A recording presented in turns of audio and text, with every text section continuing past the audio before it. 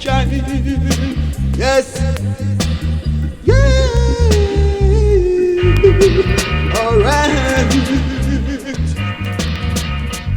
Opportunists are distorting reality. If they start distorting the teachings of Marxism, what exactly causes them to do? Who are these opportunists? Well, the simple answer is these are people in the working class movement who sell the long-term interests of the working class in the interest of some short-time minor advantages. But opportunism is not some disease that strikes people from time to time. It's not a disease that is connected with people of certain color or people with certain color of the eyes or of certain countries. Opportunism has deep economic roots. And unless the roots of opportunism are understood, all talk about socialist revolution, about questions of war and peace, and about every other important question becomes meaningless. We've got to understand. And this is exceptionally important in the imperialist countries, because opportunism, although by no means exclusive to imperialist countries, is very prominent and is very strong in the imperialist countries. What exactly is the basis of opportunism? The basis of opportunism, Marx and Engels pointed out by the way in their own way. Although this thesis is very much connected with the name of Lenin, associated with the name of Lenin, although Lenin developed it to a much higher stage because he was living in the conditions of imperialist capitalism, but Marx and Engels could actually see that in the case of the development of Britain, which had developed the characteristics of imperialism much earlier than many other countries that became imperialist subsequently. A monopoly position in the sphere of colonies, and a monopoly position in the case of economic structures.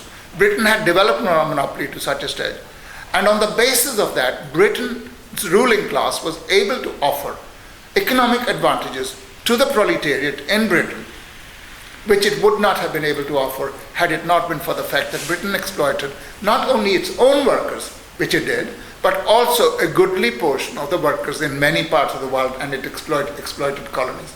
Out of these huge profits, it was able to actually devote a portion of them for bribing sections, the upper layers, the labor aristocracy of the working class, who acted as the purveyors of the ideas of the bourgeoisie in the working class movement. Its chief social, not military, chief social prop in the working class movement. And that is the basis of opportunism. And Lenin has several times come to this question at the Congresses of the Communist International, as well as in his preface to his pamphlet, Imperialism, the Highest Stage of Capitalism, and many other places. And I'd like to just give you a couple of these. Why is exactly opportunism so strong in Europe? And he answered it thus: because the advanced countries have been creating their culture by the opportunity they have of living at the expense of a billion oppressed people. It's much more now, of course. Because the capitalists of all these countries obtain a great deal more than they would have been able to obtain in the shape of profits resulting from the robbery of the workers in their own countries. He goes on to say, the whole thing reduces itself precisely to bribery. This is done in 1,000 different ways: by raising culture in the largest centers, by creating educational institutions, creating thousands of soft jobs for the leaders of the cooperative societies, for trade union leaders and parliamentary leaders. This is done wherever modern civilized capitalist relations exist, and these billions of super profits serve as the economic basis upon which opportunism in the working class movement rests. A lot of people will tell you, and of course, as I said earlier, social democracy is the chief purveyor of these influences ever since the First World War. In Britain, we don't call it social democracy, we call it the Labour Party. But the ideology is the same.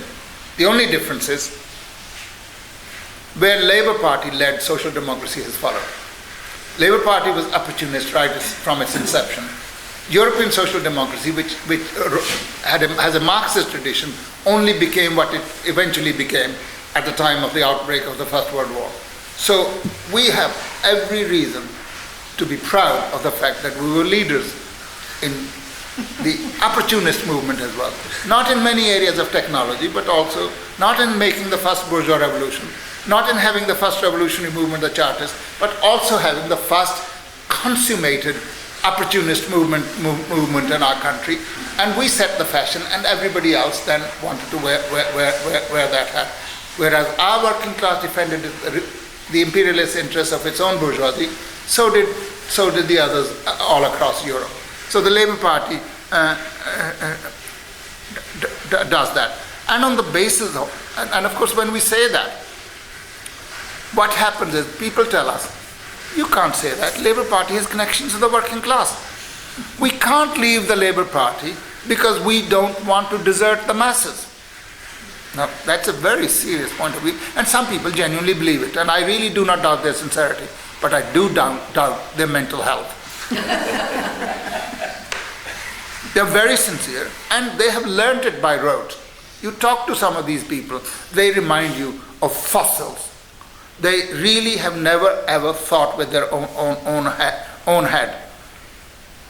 It was the same.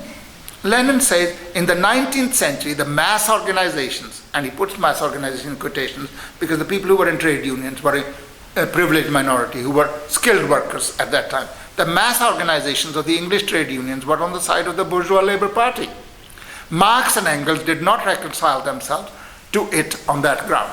They exposed them, and they were hated for saying that the trade union leaders are in the pay of the liberal Yeah. Yeah, well, Labour Party was, of course, very much connected with the liberal bourgeoisie. They were the important people at that time, before imperialism, the onset of imperialism, taught them to be slightly less liberal and not very much distinguishable from Mr. Nick Clegg.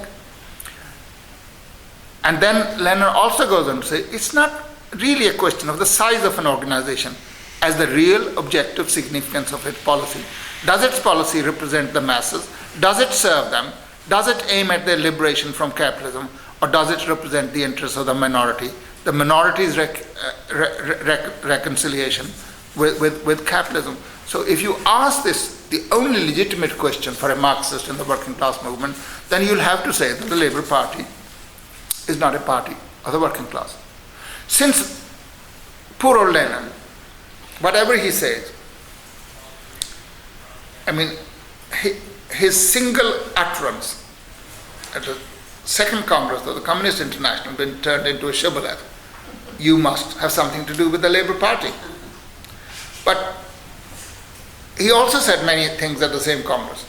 When members of the Socialist Party of Britain, which was then to become the largest part of the United Communist Party, which was formed after the Second Congress, when they said the Labour Party is socialist, Lenin had to put them right, and that's what he said. Of course the bulk of the members of the Labour Party are workers.